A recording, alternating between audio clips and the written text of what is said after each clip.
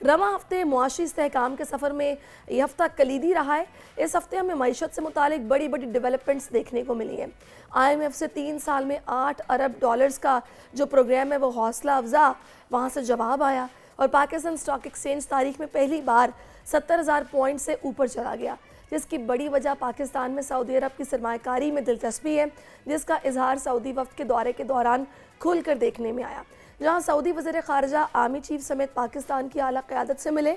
ज़राअत, मादनियात, कानकनी, तवानाई, IT शोबों में अरबों dollars की सरमाकारी से मुतालिक मनसूबों पर सैर हासिल गुफ्तगू हुई है और SIFC की छतरी तले मुतल्लिका वजारतों ने सऊदी वफ्द को प्रेजेंटेशन दी। सऊदी अरब को PIA और एयरपोर्ट्स की रिजकारी में जॉइंट वेंचर की पेशकश की गई। साथ ही साथ हम देख रहे हैं कि इस्लामाबाद में 2 5 स्टार होटल्स की निजकारी का प्रपोजल भी रखा गया है। तो हुकूमत मुआशी इस्तेहकाम की जाने पहला पड़ाव तो पार कर गई है जनाब, लेकिन अभी इसके समरात अवाम तक पहुँचना बाकी है, जिनमें सबसे पहले महंगाई की कमी जो कि होनी चाहिए, शरह सूद नीचे लानी है, सनती और कारोबारी तरक्की को यकीनी बनाना है ताकि ज़्यादा से ज़्यादा मुलाजमतों के मौक़े पैदा किए जा सकें। जॉब्स पैदा होंगी तो आवाम को समरात मिलने शुरू होंगे, लेकिन ये सब मुमकिन होगा कैसे, कब तक होगा, इस पर हमने बात करनी है। और इसी पर बात करने के लिए इस वक्त हमें ज्वाइन कर चुके हैं डायरेक्टर आरिफ हबीब कॉरपोरेशन एहसन मेहनती साहब। अस्सलाम वालेकुम एहसन साहब। एहसन साहब, बहुत शुक्रिया आपके वक्त के लिए। सबसे पहले तो मुझे ये बताएगा कि जिस तरह ये सऊदी वफ्द आया है और जो ये सरमायाकारी हो रही है, आपकी नज़र में कितना खुश आइंदा है? देखिए, आई थिंक कि पॉजिटिव इसको एंगल से हमें देखना चाहिए, क्योंकि ज़ाहिर है इसके आने के बाद या इससे आने से पहले जो है कुछ कमिटमेंट्स भी किए गए हैं। ये $5 बिलियन जो है वो सऊदी गवर्नमेंट जो है वो मोस्ट प्रॉब्ली फर्स्ट स्टेज के अंदर पाकिस्तान के अंदर जो है सरमायाकारी करेगी। और आई थिंक ये एक मेजर रीज़न है कि रुपी जो है उसकी स्ट्रेंथनिंग भी है। 2-3 दिन से जो है हम देख रहे हैं कि रुपी के अंदर स्ट्रॉन्ग हुआ है अगेंस्ट डॉलर, और इसके बाद इन्वेस्टर सेंटिमेंट काफ़ी ज़्यादा मजबूत हुआ है। कैपिटल मार्केट्स आउट परफॉर्म किए, फॉरेन इन्वेस्टमेंट पाकिस्तान मार्केट का रुख किए थ्रू कैपिटल मार्केट्स। तो आई थिंक ये अच्छी डेवलपमेंट है, ना सिर्फ सऊदी गवर्नमेंट बट सर्टनली इससे IMF भी खुश होता है और इससे फॉरेन इन्वेस्टमेंट भी पाकिस्तान मार्केट्स में आती है। अच्छा एहसन साहब, जैसा कि आपका ताल्लुक बिजनेस कम्युनिटी से है, तो मैं आपसे ये जानना चाह रही हूँ कि ना अगर हमसाया मुल्क की बात की जाए तो आपको पता है सोशल मीडिया का दौर है, और जैसे ही सऊदी वफ्द आया और वहाँ से व्लॉग्स की भरमार हुई, ऐसे ऐसे कैप्शन थे कि पाकिस्तान का जैकपॉट लग गया है। पाकिस्तानी अवाम के लिए वाकई जैकपॉट लगा है। इसके सम्राट आपको क्या नज़र आ रहे हैं? और दूसरा इसका जो रुख है वो भी आपसे जानना चाहूँगी। एक तरफ से ये बातें भी हो रही हैं कि एक मुल्क ऐसा जिसका GDP ग्रोथ अगर देखा जाए तो 1 पॉइंट समथिंग है 2011 के बाद से, इससे ज़्यादा तो GDP ईरान का है, तो वो क्यों पाकिस्तान में सरमायाकारी करना चाहेगा या इतनी बड़ी इन्वेस्टमेंट करेगा, ये भी एक सवाल है। तो आपने किस तरह देखा इन दोनों लिहाज से चीज़ों को?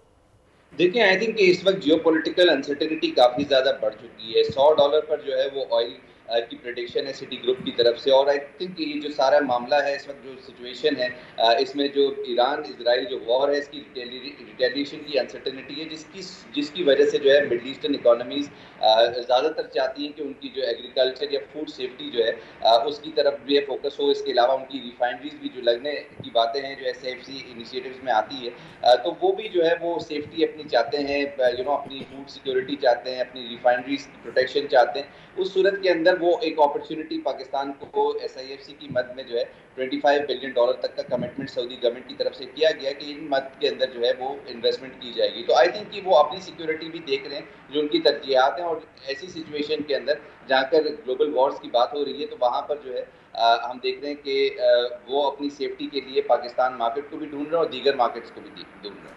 अच्छा, बड़ा अच्छा पॉइंट आपने इसमें से हम रेस किया है, बिल्कुल आप सही कह रहे हैं।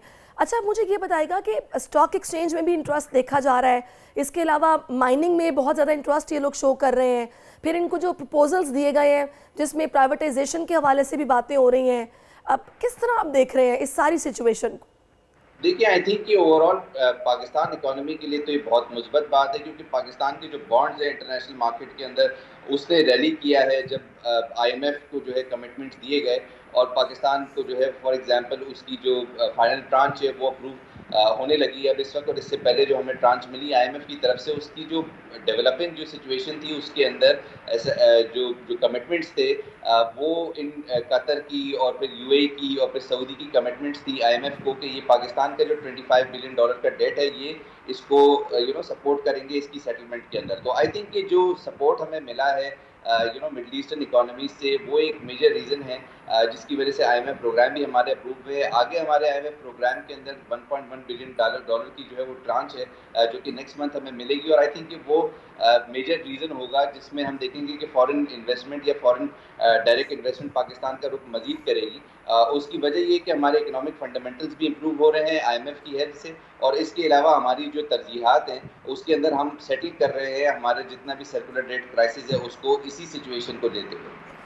आप ये बता रहे हैं कि हमारे इकोनॉमिक फंडामेंटल्स जो हैं वो ठीक हो रहे हैं और हम सही डायरेक्शन में जा रहे हैं, ट्रैक पर आ रहे हैं, बड़ी अच्छी बात है। लेकिन अभी जो फौरी तौर पर आवाम को रिलीफ मिलना चाहिए वो ऐसा सच नज़र नहीं आ रहा। पेट्रोल प्राइसेस बढ़ गई हैं, महंगाई में मज़ीद इजाफा हो रहा है। कहा यह जा रहा है कि जो IMF के नए प्रोग्राम में है तो उनकी शराइत मानना हमारी मजबूरी है। तो अब इस तरह की इन्वेस्टमेंट्स आएँ, कोई सरमायाकारी में दिलचस्पी जाहिर करे, लेकिन जब तक एक आम आदमी के लिए कुछ रिलीफ का सामान नहीं होगा तब तक तो कोई फ़ायदा नहीं है। वो हमें कब नज़र आएगा? क्योंकि बेसिकली तो यही कहा जा रहा है कि इनिशियली जॉब्स क्रिएट होंगी इस सरमायाकारी से। कब तक देख रहे हैं आप?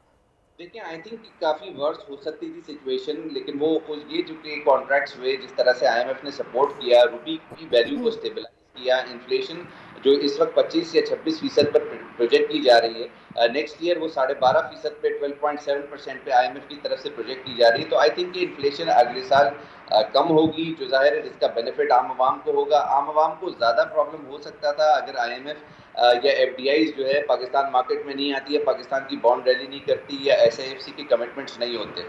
तो मैं ये समझता हूँ कि ये जो इन्फ्लेशन है ये काफ़ी ज़्यादा हो सकती थी, लेकिन आम आवाम को जो फ़ायदा मिला वो इस बात का मिला कि ये ज़्यादा इन्फ्लेशन से, बहुत ज़्यादा यानी कि 60% इन्फ्लेशन से हमारी बात जो है 30% पर बैठी, और इस इन्फ्लेशन जो है जो 20% पर आ चुकी है, 20.7% पर, वो मजीद आने वाले वक्तों में 12.7% तक। वेरी सॉरी एहसन साहब, मुझे तो लगता है सिर्फ बुक्स में ये है।